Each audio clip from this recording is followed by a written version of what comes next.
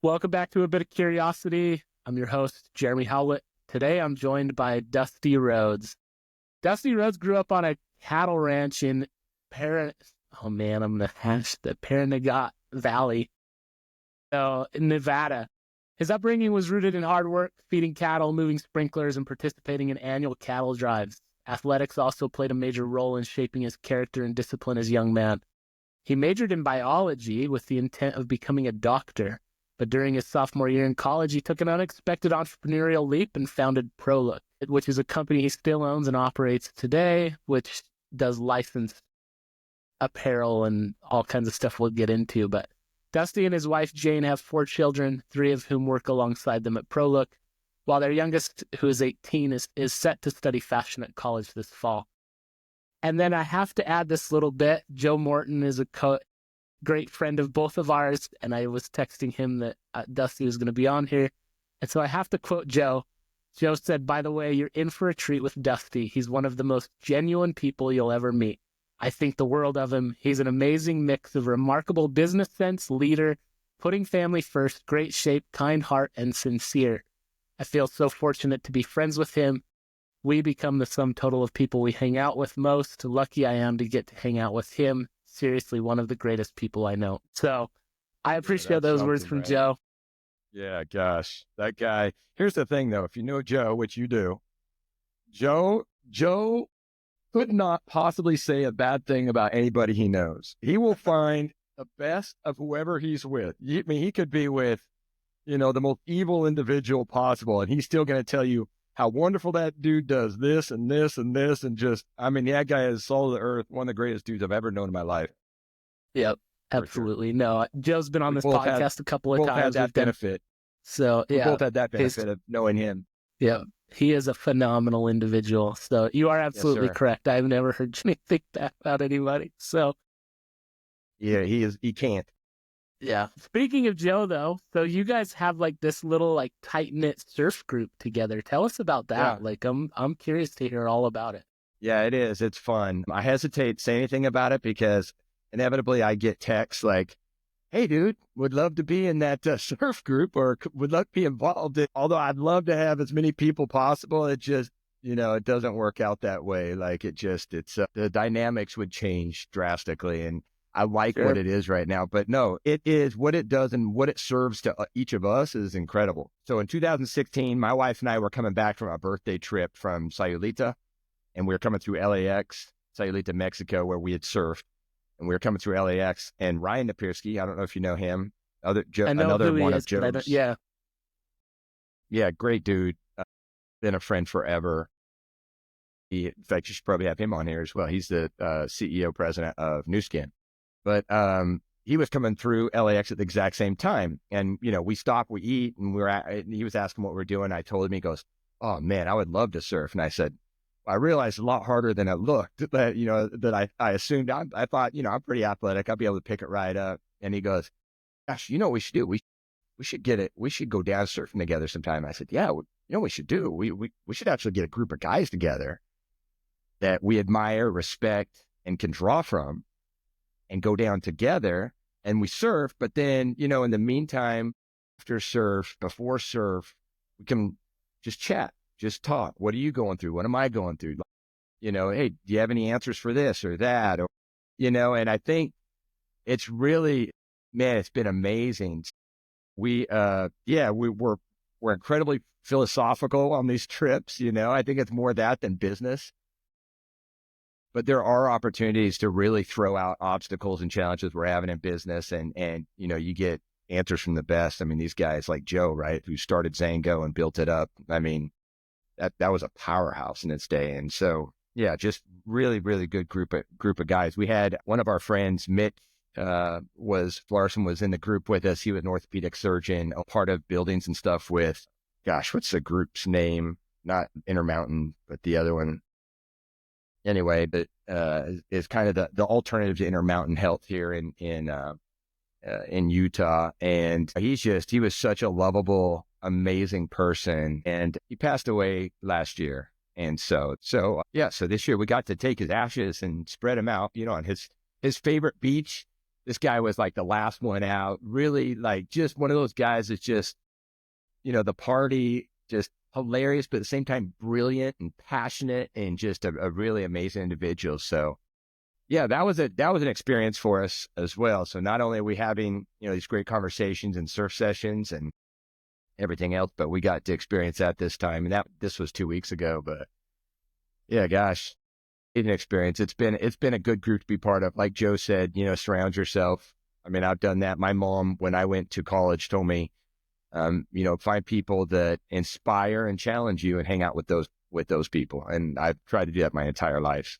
Here at our company, surrounding myself with the best people I can imagine, people that nonstop challenge and push, so yeah. Yeah. What great advice from your mom, right? Like that's, as you're going away, right? Like Yeah.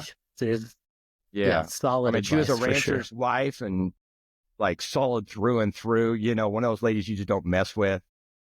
I certainly saw the wrong end of a belt a few times. So, but on the other side, brilliant and really like one of the most inspirational people I've ever met in my life too. So yeah, for sure. No, I love how kind of organically that group came together, right? Like this, you knew Ryan, but you kind of, this happenstance meeting and it's like, hey, where were you? Right. Like, and being able to organize that. And I saw the video of you guys on your Instagram and on Joe's, right? Like when you guys were down in Mexico, scattering your friends out, like just how that group has become such a keystone to all of you guys over the last decade and what it's done for each of you and in your growth and your experience. So what are some of the best things? Like I love how most of your conversations probably don't hinge on business, but they hinge on philosophical conversations. Yeah.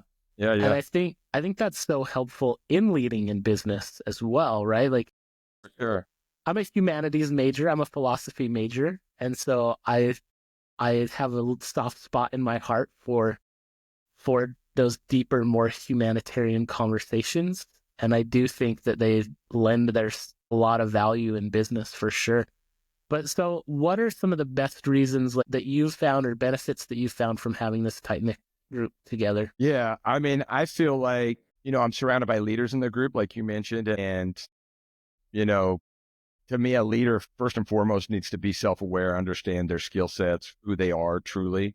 You can't pretend, you get exposed pretty quickly if you're pretending. And these guys embody that, and then also being a good listener, being accountable, all that stuff. And so when these guys in this group, kind of embody all of that, it's nonstop conversation, giving time and positive feedback to different ideas and thoughts, nothing silly, nothing stupid. It's just, just listening because gosh, these guys are all smarter than I am. And so if I can get, anytime we can get, and Joe is so accomplished and so well read, and he's constantly like saying, I think the last conversation we had, so it was Ryan and I and Joe, and Ryan goes off on pain bodies and what pain bodies are. And for women, because we're always trying to understand, I think for me, it's lifelong study to try to understand how I can be a better husband, father, all of that good stuff and understand my children, especially the girls, my family. And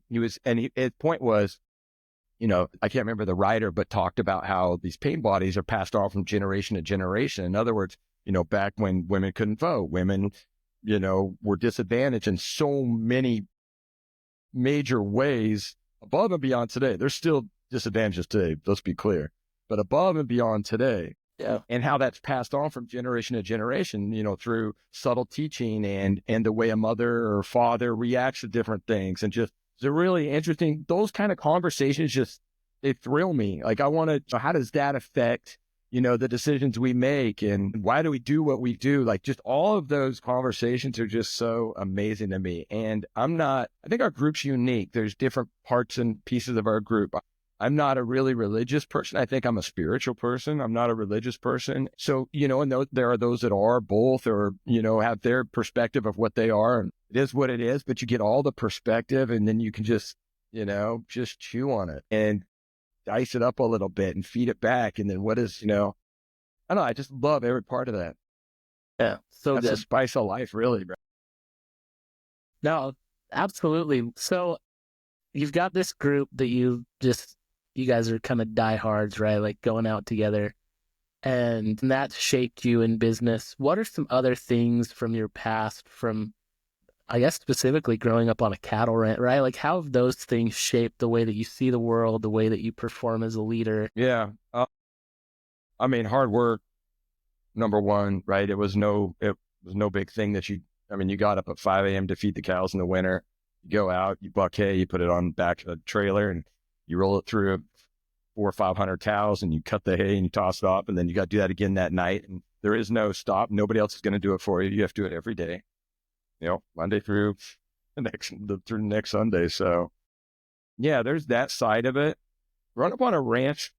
I mean, I had a stepfather that raised me. He was the rancher. My namesake father, Rhodes, died about 3 months before I was born. And my mother was left with 4 kids and one in the oven. And really tough scenario for her. She grew up on a ranch with that father's parents. So they had a potato farm in eastern Nevada, just under Mount Wheeler. And so she raised us there. Raised me until I was 2. And then that's when my stepfather came into the picture. Prenga Valley, and our ranch in Prenga Valley rested up against the test site and Area 51, like all this kind of government area. And because of the test site, everybody in our valley died of cancer, and his wife had passed from breast cancer.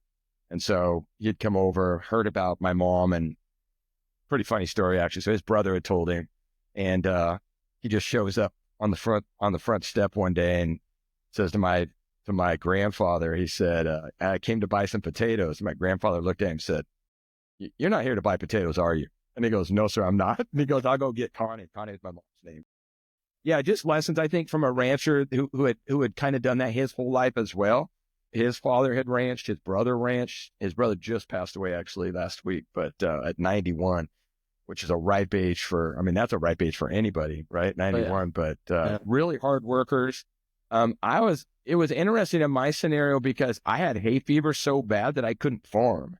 So in the summertime, when everybody starts swathing, baling, hauling hay, if I went out there, my eyes would be like this. I couldn't do anything, or else I'd be doped up to the point where I'm not worth any, I'm not useful. So my dad, thinking, like he still needs to work, sent me to Las Vegas, and I worked in paving with my brother-in-law and my brother. So that was way harder than farm work. I mean, that was, in pavement, it's already 110, 115, and then the pavement, and it's hot, and it's coming up, and it's like 135, 140, and you're shoveling pavement, by the way, which is, heavier than anything you've ever experienced. It was really, really, really Vegas difficult in the dead heat of the I summer. got paid Yeah, that's crazy. $5 an hour, so it made it worth it. So back then, I thought I was rich, $5 an hour, and yeah, and I got to experience Las Vegas, so that was good. Kind of gave me an outside perspective other than the little valley I'd grown up in, and that was fun. My sister lived down there, and I lived with her, and I think all of those things, any kind of something different than what you're used to is going to help you in life, right? And especially in business, as you run into characters and people from all over the world, and not only understand, but respecting, that they have their own path and their own history and story.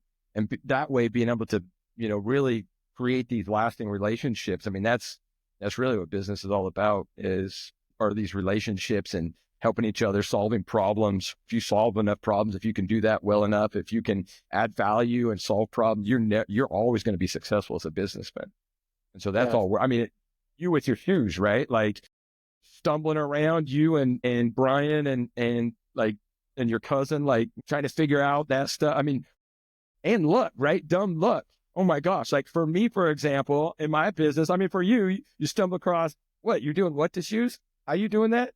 How many are you selling? Right? Like, am I telling the story right? Yeah, I've heard the story a million times from different absolutely. people, from Brent Lloyd, from Sam, and I'm super interested because I love everything about what you did. And so, but going back to that, like just the blind luck of that, stumbling on it, which to me is, I don't know, I guess there's basically three things, three primary drivers of success.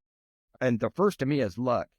I mean, if that lucky moment, that moment where you, whoa, and then after that is your strategy or your choices, I guess, your strategy. Like, oh, what am I going to do now? Am I going to take that step? Like you push to go, hey, let's create a shoe brand, right?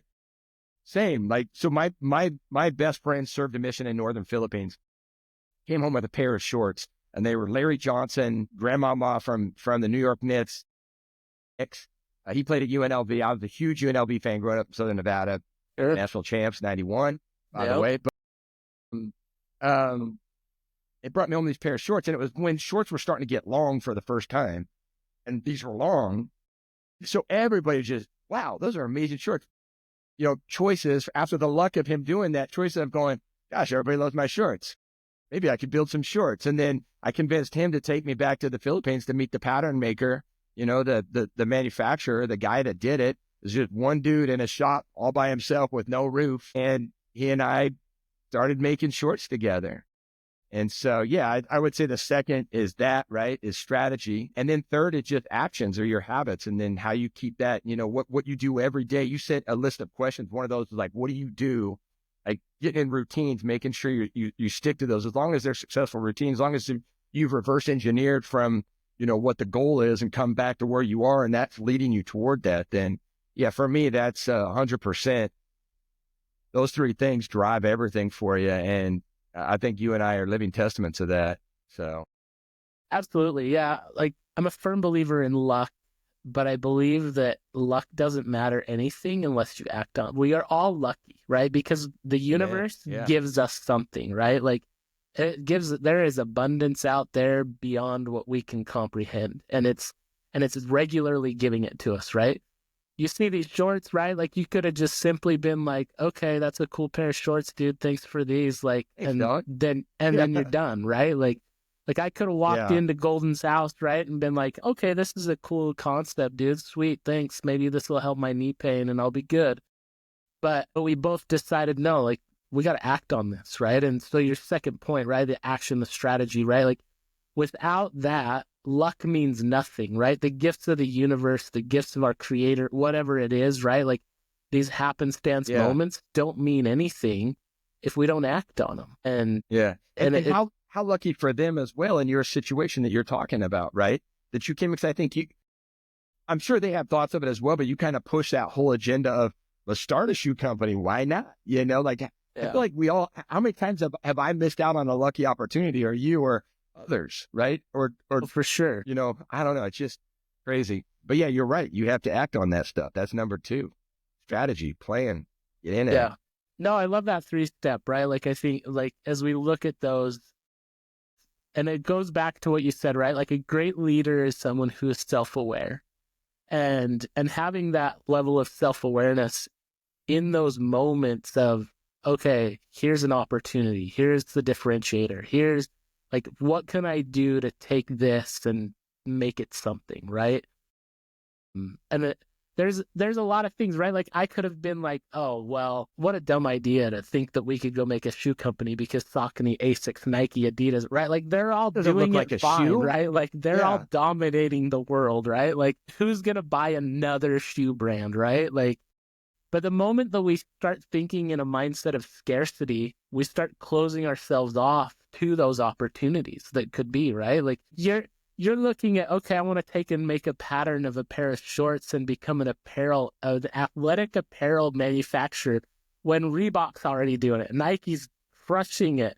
Adidas is doing, right? Like all these other, like Champion, right? Like how many other brands are out there doing it at the time, right? Like Shopko's got their own house brand at the time, right? Like whatever. And you're like, you know what? I can go do this, right? Like we can go launch an apparel brand that makes athletic apparel. Yeah. The arrogance, right? Like to think you could.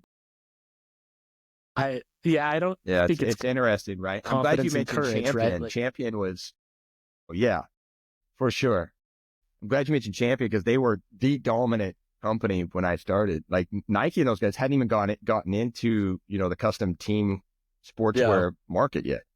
You know, they were 100% in retail. And so when I came in at Champion, made everything for the upper level. So for all the NBA, MLB, NFL, Champion dominated that scene.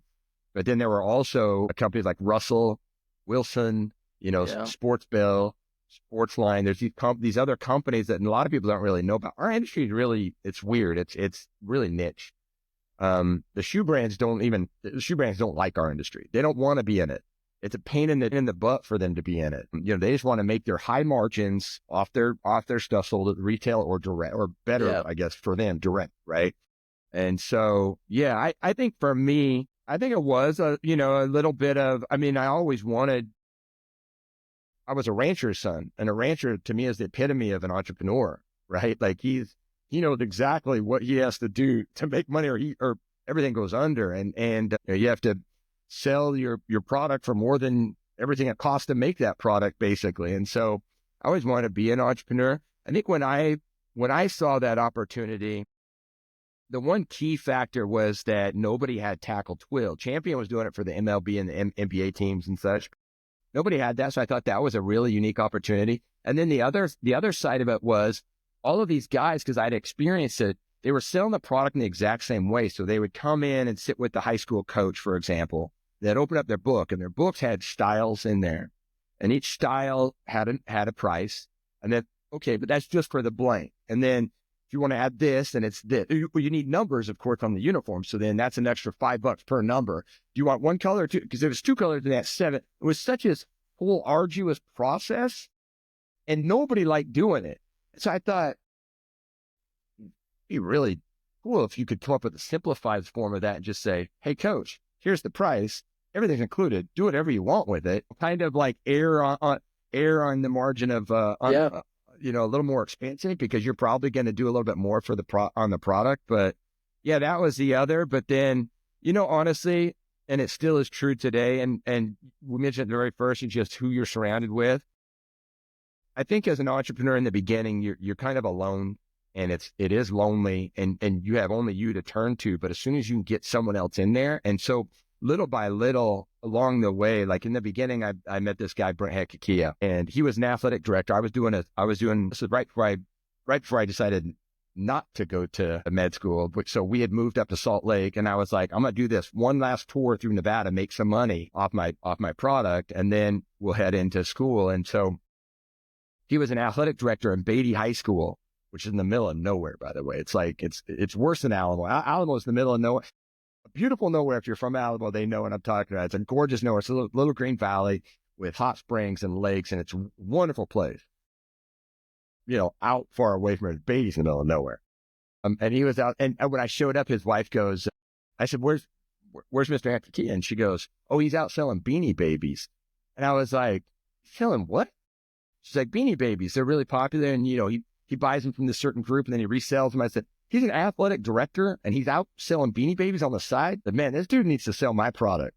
And it was the first time I'd really started thinking that way. Like, to me, I was my own salesman. I had another partner, Joe Hillock, who really was the inspiration of it all, because the first set of uniforms I delivered to him was my first set of uniforms as well. And he just said, he got me, and he called me, and he's like, can I sell this product? This is amazing. And so that's what kind of opened my eyes that, wow, maybe I have something. Like, this really is something that's nice, but then with Brent Hekakia, and he came home, and he and I met, and just watching him attack sales in the way he did, he talked about being arrogant. He went to National Federation of High School Conference convention where all these massive companies are. He just puts his booth right in the middle of them, dominated with sales. I mean, everybody was like, whoa, who is this?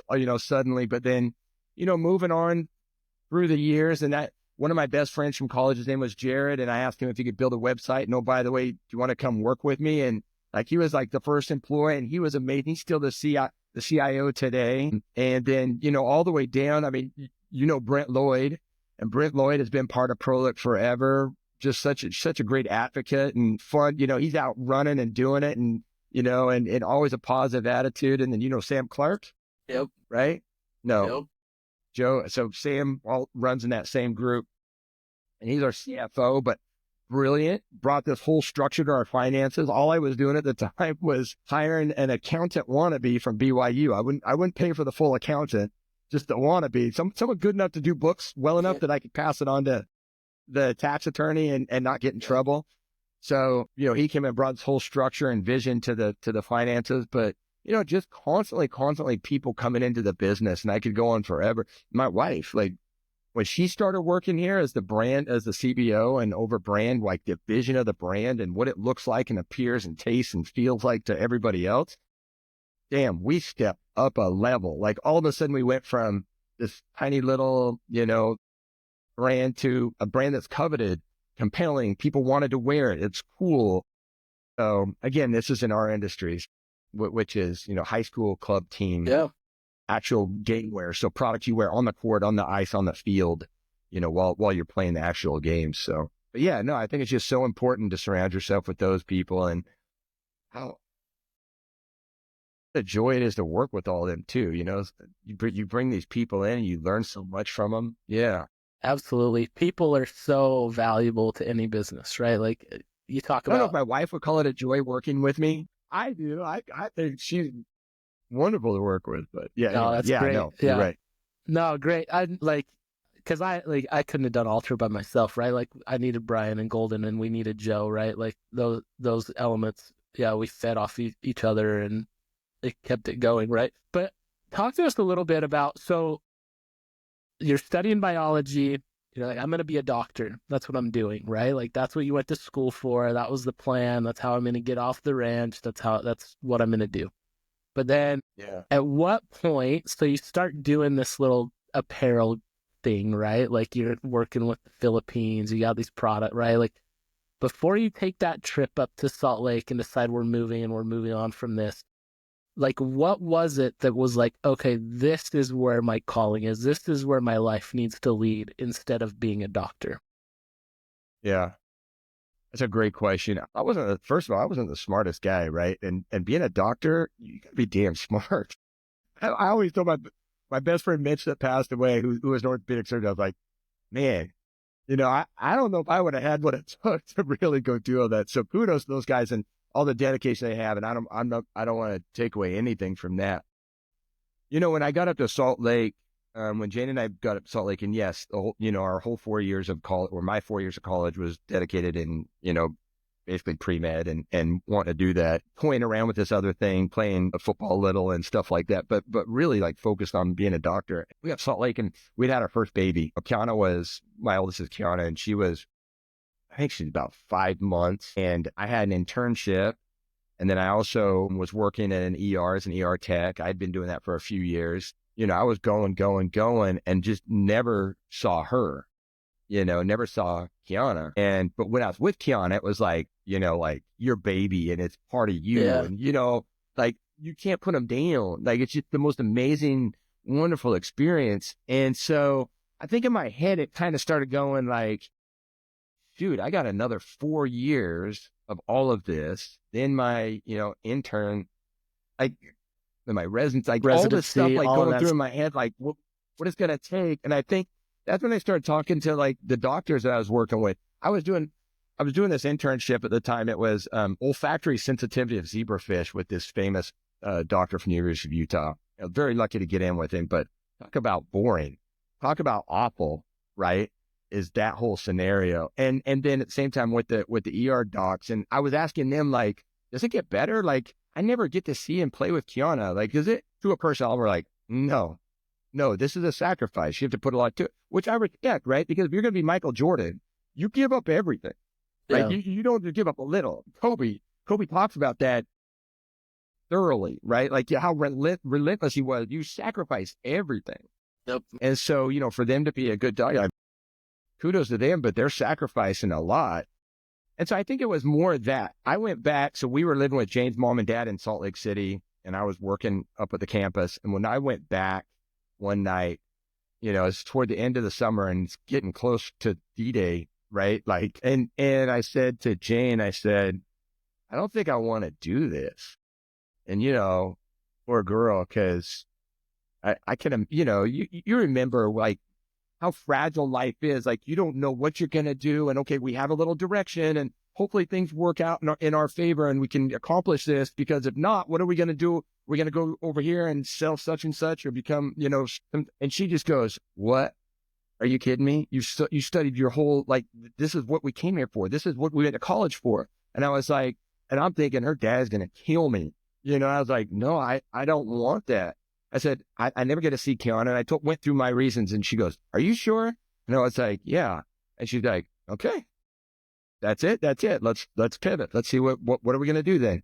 I was like, well, I was thinking about paramedics, and while I kind of grow this business, and, we just immediately kind of moved on. So it wasn't really, I don't know, it was more of a decision of family first, I think, for me.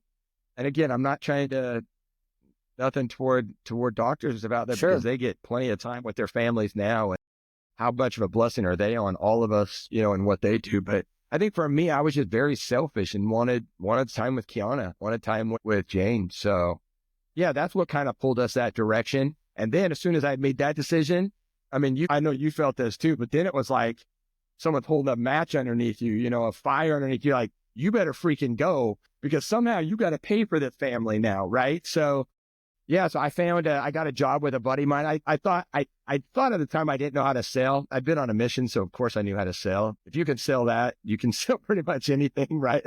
And I'm not disparaging. I'm just saying that's a hard sell. So, I thought I needed to learn how to sell. So I got a job with a company down here in Provo, Orem, and we sold what was called mentorships. It's like the ability to work with somebody in the business industry to help you in your business, your small business.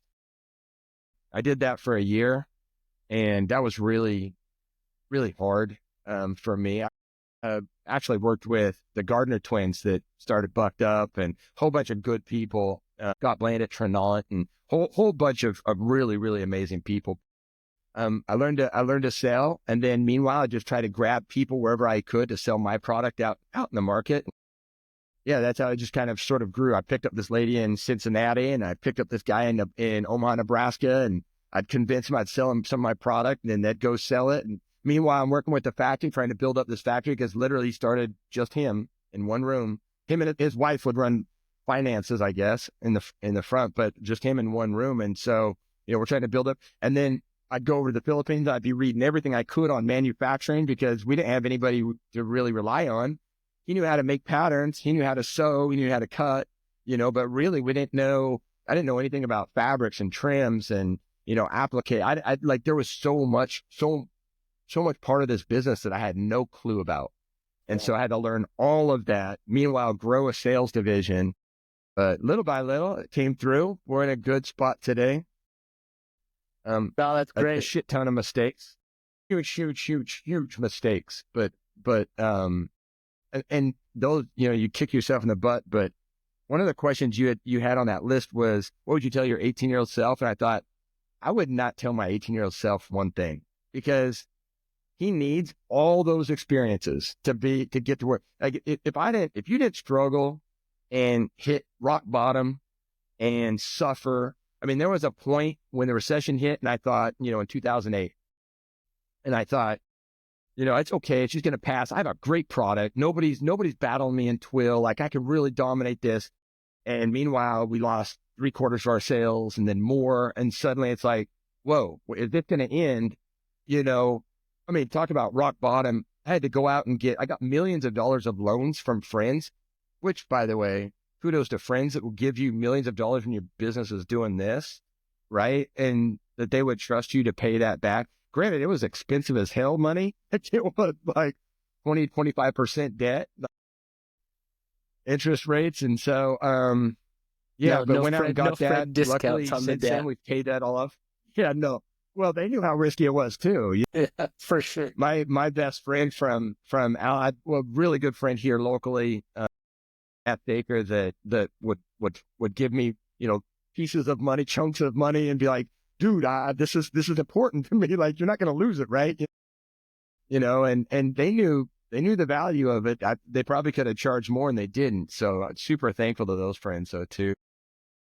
Yeah, I think that, if you're talking to your 18-year-old self, you want them to struggle and feel that pain, and that way they can make the better decisions when they're in the position to make good decisions.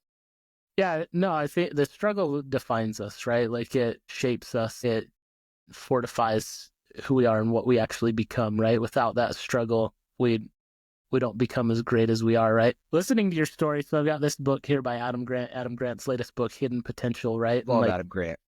And I just the title speaks to your story, right? Like, yeah, who, like, coming out of the ranches, right? Like, you'd have never thought that you'd go on to run this big apparel business, right? And it's like, just so we're clear, we're not a big apparel business. Like, well, you know, we've grown a lot. We're in a good position. You guys aren't only in 5 high schools. Like, you're big enough. Yeah.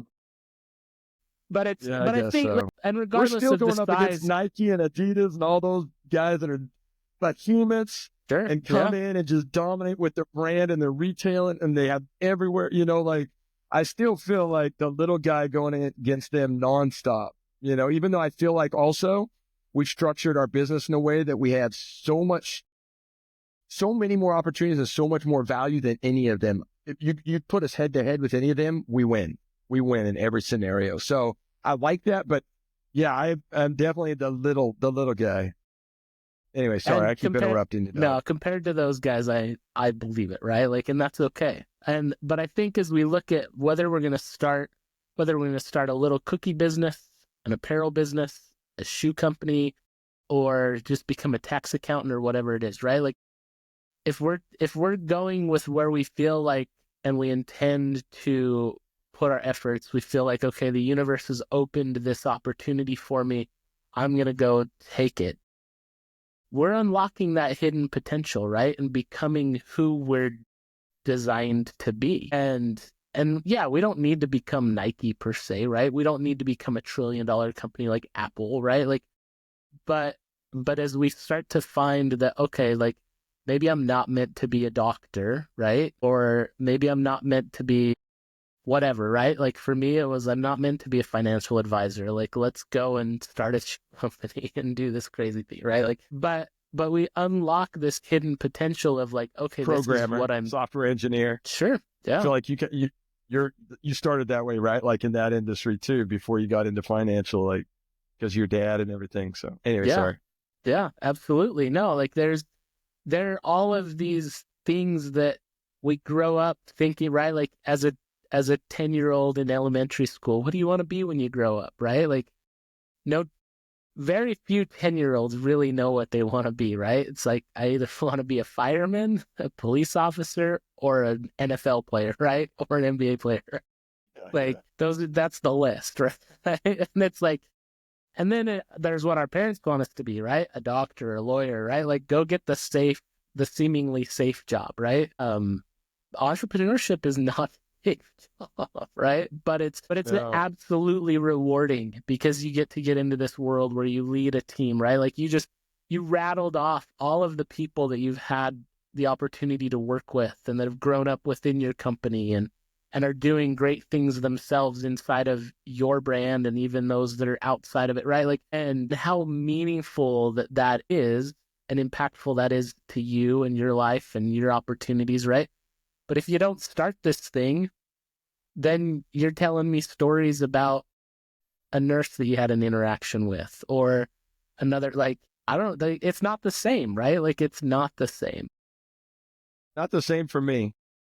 Yeah. For others, I mean, yeah, I feel like that's the cool thing about life, right? Is, you know, I think about our tech team in the Philippines and how many amazing software engineers are there, UI, UX, the designers, or, you know, these dudes are doing basically what I did, but in their line of business, right? Like, they're succeeding on levels that unimaginable, which is equally just so cool. But yeah, for me, I think there was for sure, I wanted to do my own thing. Never wanted, I wanted to be in charge of my time, my health, all of that.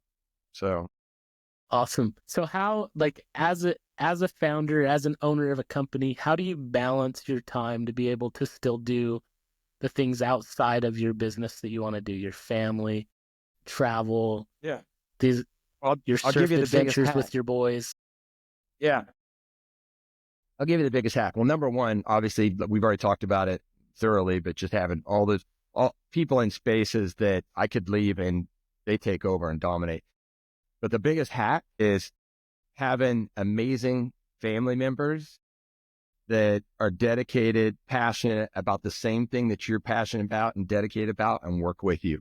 I have convinced, cajoled every one of my children to work here.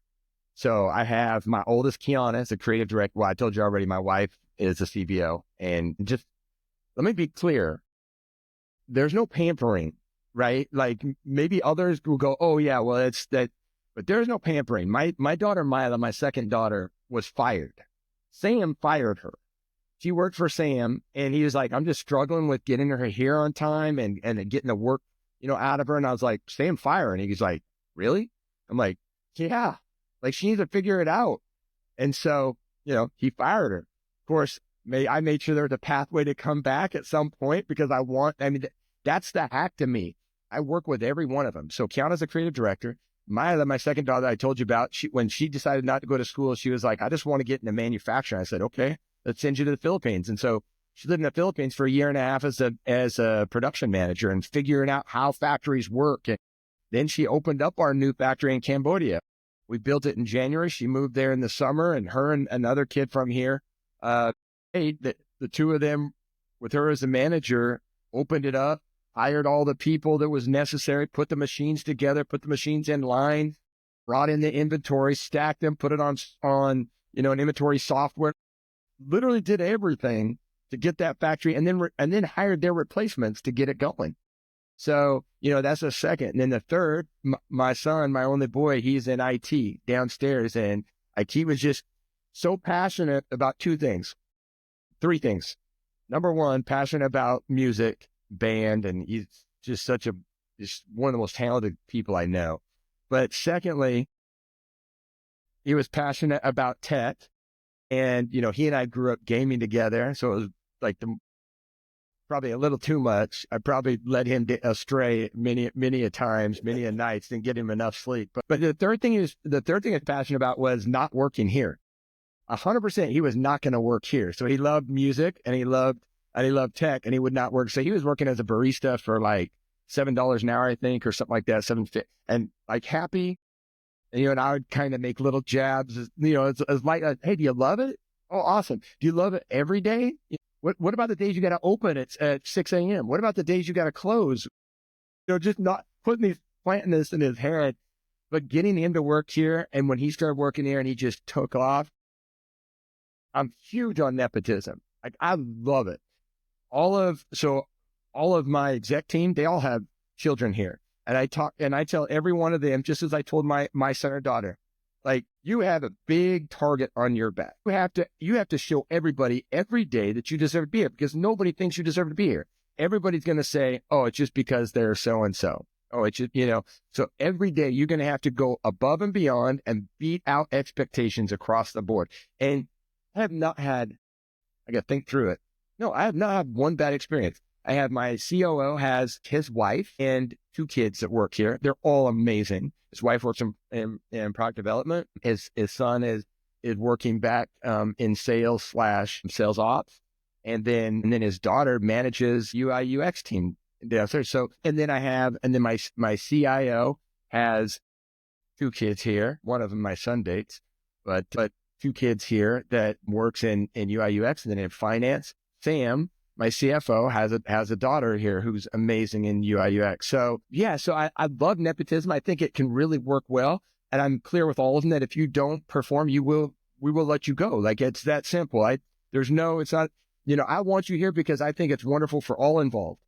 And because I think you'll perform. And because if you're anything like your parents, you'll perform because your parents are amazing. But that's the biggest hack to me. And that's how I get to do everything.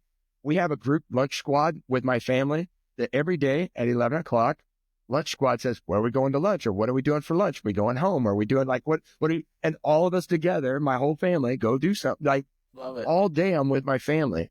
So it's still the same as when I couldn't leave Kiana to go, to school. Like, it's still the exact same. I can't leave Kiana today. And now Kiana's got a grandbaby who's the most wonderful thing. So, gosh dang. So yeah, no, that's the biggest hack. But obviously having really people, I mean, I've gone out and I've pulled in people from our industry that I've really respected. I grabbed a lady that one of the few people that we allow to work remotely. She lives in Tulsa, and man, she came. So she was at Gap and Target, and then to Adidas and Nike. She was over the NBA project at Nike when they got the NBA, uniforms, and she just wants to live in Tulsa. Doesn't ever want to move out from Tulsa. So her options are limited. I am greatly thankful because she has taught us so much. I told her, I never hired somebody that I didn't know I needed as badly as you. Like, I had no clue I needed, someone that much. We grabbed a guy from New Balance, who New Balance is one of our customers, a big customer of ours. We manufacture all their custom team apparel, as well as Riddell and a bunch of these big brands. So maybe back up, but not only do we have our own brand, ProLook, that we're growing organically and pushing, scaling, but we also manufacture for a bunch of other brands as well. Right. But I grabbed a guy from New Balance that's come in and just kicked butt. Like, the guy is so good. He's in the Philippines right now with our tech team, and they're building a product customizer. This will be our 4th edition, I think, of a product customizer. We're the best in the industry at it.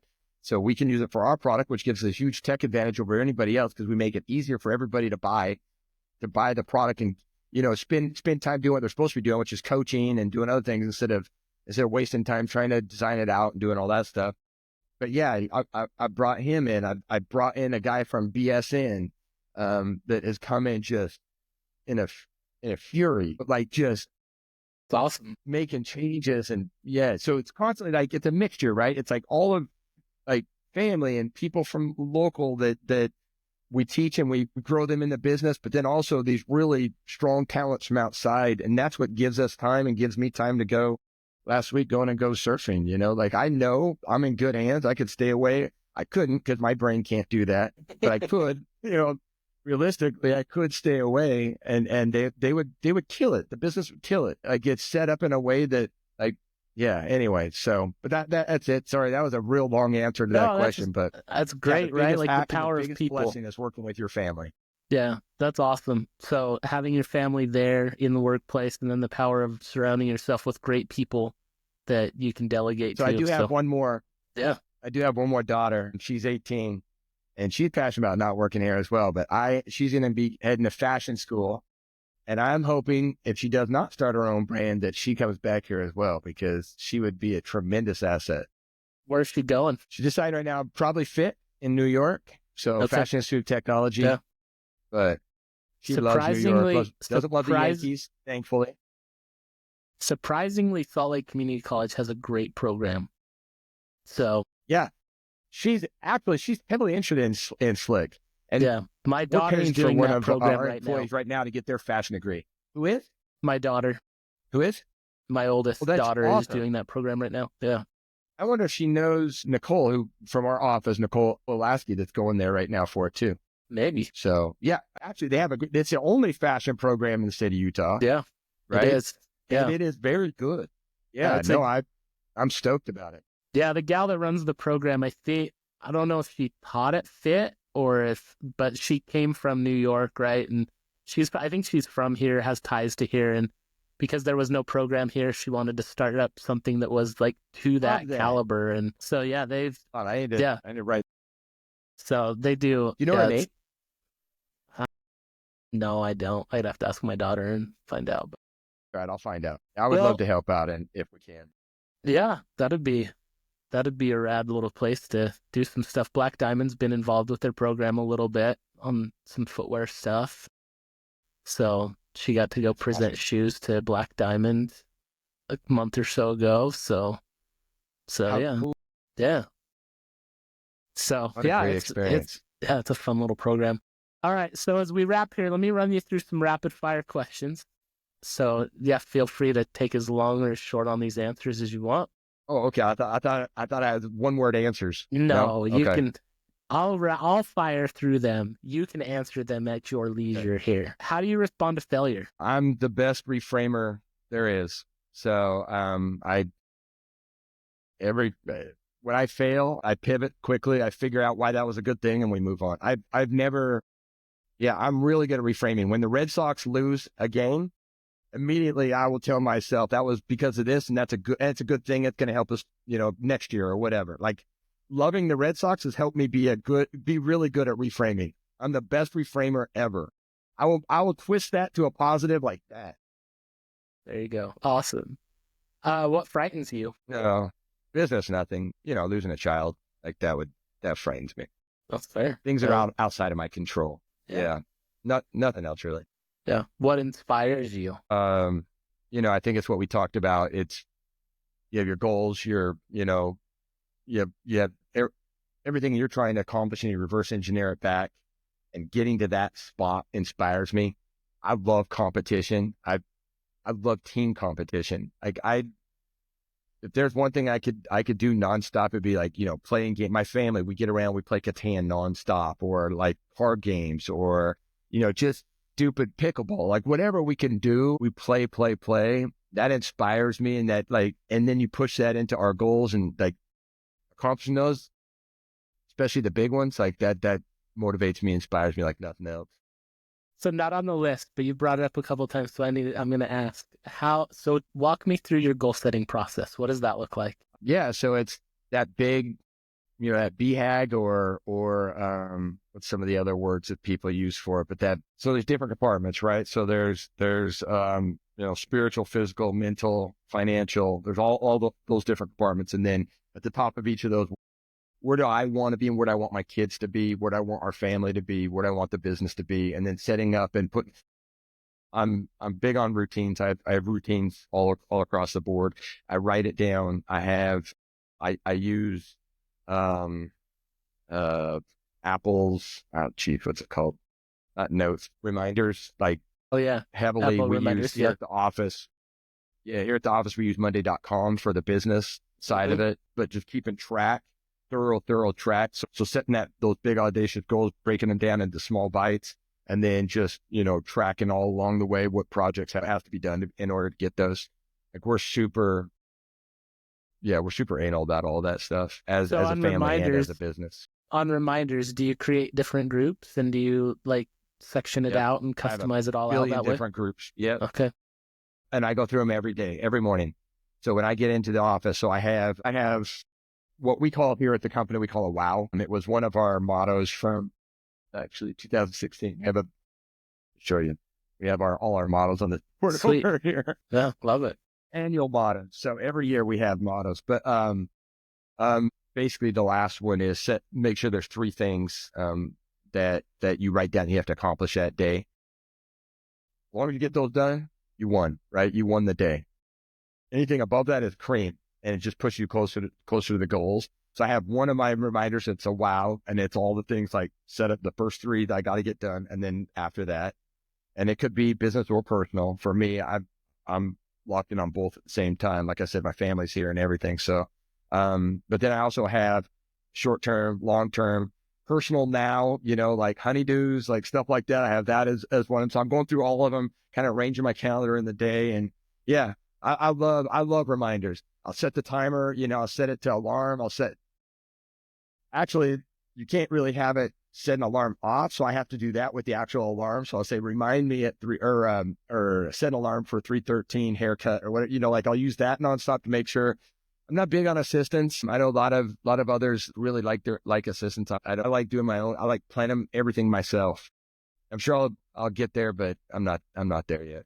It's all right. No, that's great. I've used reminders a little bit. Well, I use it all the time, but I've never really been good. Like I've gone through and created the Covey 4 quadrants on my reminders, and then I just don't organize it. And then I'm just like, whatever. And so then I just have a running list, and it's not the most proficient. As long as you're looking at them daily or, often, but you're looking at them, remind yourself, then you can jump on one. I think that's a good thing.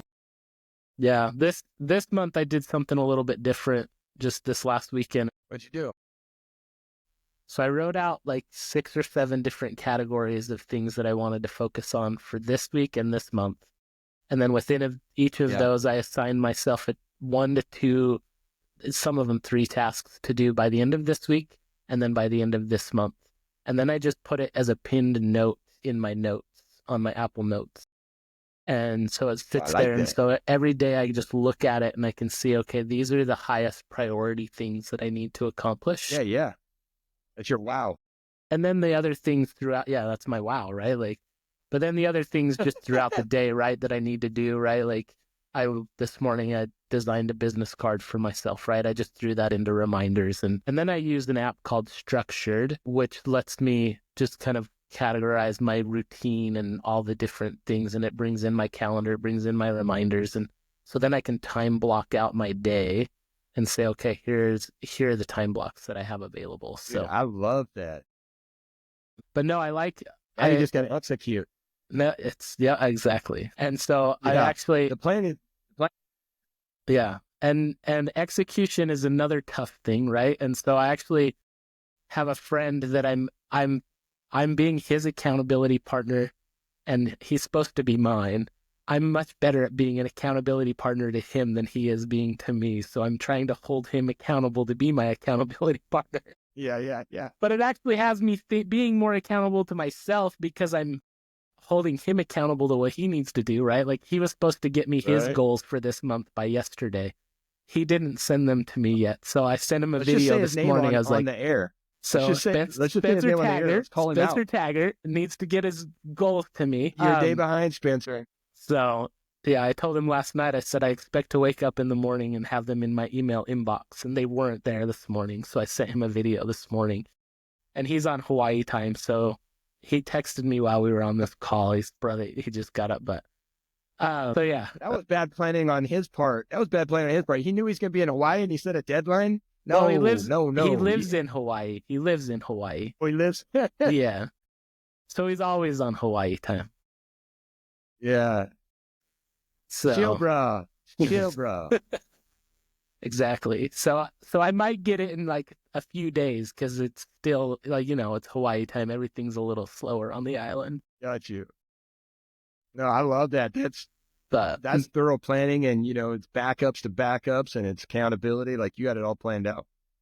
yeah, Awesome. because I've struggled with setting goals, right? Like, and I posted this on LinkedIn the other day, and it just like goal setting, I have a love-hate relationship with it, right? So I'm always looking at, okay, what are the hacks? What are the things that I can do to actually like achieve the goals, right? Like, because it's one thing to set the goal. That's great, right? And we might mentally have the goal, but then we've got to write it down. And then once it's written down, I need to review it daily. And then, okay, now to execute on it, what's the next step? And for me, it's like, okay, I probably just need somebody to hold me accountable. Like, follow up with me, make sure I'm getting my crap done, right? Like, so that it gets done. Because obviously I've achieved a lot of goals over the course of my life, so I'm not a failure at setting and achieving goals, but it's like, I think we all go through those routines of like, okay, I'm dreaming, I'm setting these, like, I want to do these things, but then sometimes they just fall by the wayside, and it's like, okay, what can I do to step up my game? So, yeah, I love your that pattern. though, because that's constant. Yeah, I love that because that's it's constant introspection and holding yourself accountable and always looking for blind spots, right? Like you just said, like although I've been successful in A, B, C, it doesn't mean I'm going to be successful in, D, E, F. Pushing. I actually owe that. I think that I owe that to the Mormon culture that I grew up in. I think that was a big thing, always striving for improvement, nonstop. Like you can do better. Like I love that whole thought. Yeah. Yeah, absolutely. All right, so just a few more questions here. What book are you reading right now? Shoe Dog, Phil Knight. So Okay. we read a book a month in the company. Well, actually, I'm reading 2 books. I'm reading one of my own as well. But we read in the company. We have a book club, and we pick a book, and the whole company. Well, if you can, you read it. If you did read it, then we take you to eat at a nicer, like a PF Chang's or something like that for lunch. And we come back, and then everybody talks about it. I pick one moderator that says they read it, and they have to stand in the middle, or sit in the middle, and they kind of moderate the discussion. Can I just join the company book club? I just want to join the company book club. Oh, dude, it's so good. So this year, it's been going on for we've been going on for like, well, I would say 12 years. And so we have these massive lists of all the books read. Yeah. But this year is our all-time favorites year. Okay. So the first book was Stephen R. Covey, of course, 7 Habits. What's the greatest book you've ever read? I mean, that's at the top. If it's not in the top, if it's not top one, it's in your top 5 of everybody that's read it. You talked about it on here, right? Yeah, it's a great one. So Yeah. that's number one. Then this month is Phil Knight, Shoe Dog, which, I mean, it's up your alley. It's up my alley. I mean, it's such a great book. You mentioned, I think, Sneaker Wars in one of your podcasts. I can't remember, talking about the Dasslers and Puma. You mentioned that a little bit in one of your. I like that book too. But Shoe Dog is just, after you get past the first chapter, like, it's just so. I just love it. I love that book. It inspires me. He inspires me. It's fun. It's fun to hear. And it's really interesting, right? Like, we talked early on in this conversation about philosophy, right? Like, and you look at guys like Steve Jobs and Phil Knight. They both had kind of spiritual or philosophical awakenings prior to or at the start of their careers, right? Like, and I love how Phil kind of shares his experience traveling Asia and going through that, being in the temples and kind of going through that experience, right? And how rich and just powerful that was, right? So, yeah, Shoe Dog's a good book. Evolution. It's a good one. Yeah. So. Yeah, nice. And then I'm reading on my own. I'm reading Never Enough. Okay. So I haven't read that one. So super interesting. It's from barista. The nickname is From Barista to Billionaire, and it's this guy's story of how he literally went from barista to billionaire. And fascinating book. It's not too big, so it's it's doable within a short time period. Okay, it's on the list now. I'll add that to the list. I'll read that one next. It's good. You'll love it. Cool. Okay, what book have you read in the past 12 to 18 months that you'd highly recommend to others? Oh, gosh. Geez, I'd have to pull it up. I mean, one sec. Let me pull it up and look. There's a book I'm thinking of that really influenced me. Book review. So when you read, are you a note taker while you read? Do you keep notes from what you're? Yeah, I got all my notes. These are the books that I've been reading, and these are the notes. Like each note is a full list of what I took from it. I do everything on the. I mean, you talked about with your software that you're using. How amazing is it? We have software that we can keep track of all this stuff. Like oh, look, here's Hidden Potential right there too. Oh, like you mentioned that. That was a fantastic book. I love that book. I'm going to say probably 4 Disciplines of Execution. I love that book for me. It drove me in, and I think that's one of the fascinating things about books is it kind of depends where you are in life and what you're doing at that time. If the book really does a lot for you, it doesn't. That Radical Candor was a really good book. Gosh, I don't know. Tilt. Those are my faves, but I don't know if they'd be yours. Oh, that's great. I have not read either of those, so I will add those to the list as well. But I'm finishing up a book right now. Malcolm Gladwell, Adam Grant, like all those guys. Those guys are fantastic too. I love all their stuff. Yeah. Simon Sinek's another one that I really enjoy. Infinite Game and love Simon Sinek. My wife loves his stuff. Yeah. So I appreciate your time. If people want to keep up with you or connect with you, Dusty, where can they do it? You're like, I'm so focused on family and business. I don't really. But I'm pretty private.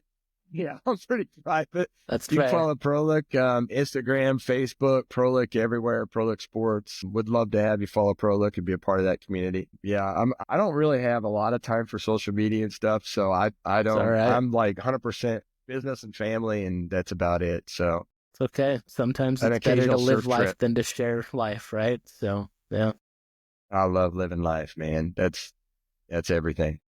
Awesome. Well, thanks so much for joining us. Again, bit of curiosity. Hey, respect the hell out of you, Jeremy. Hey, I'm serious. Like, I love what you did. Every time I walk into a shoe store and I see Ultra, I think of you 3 and like just at 4 with Joe as well. Like, I just love everything about what you guys have done. And that's not it. Like stuff like this and bringing awareness to different things. I just love everything that's going on. So kudos. Thanks so much. Appreciate it. So thank you all. And if you found benefit, please like, subscribe, share this. Like, we'd love to get this word out. So thanks again.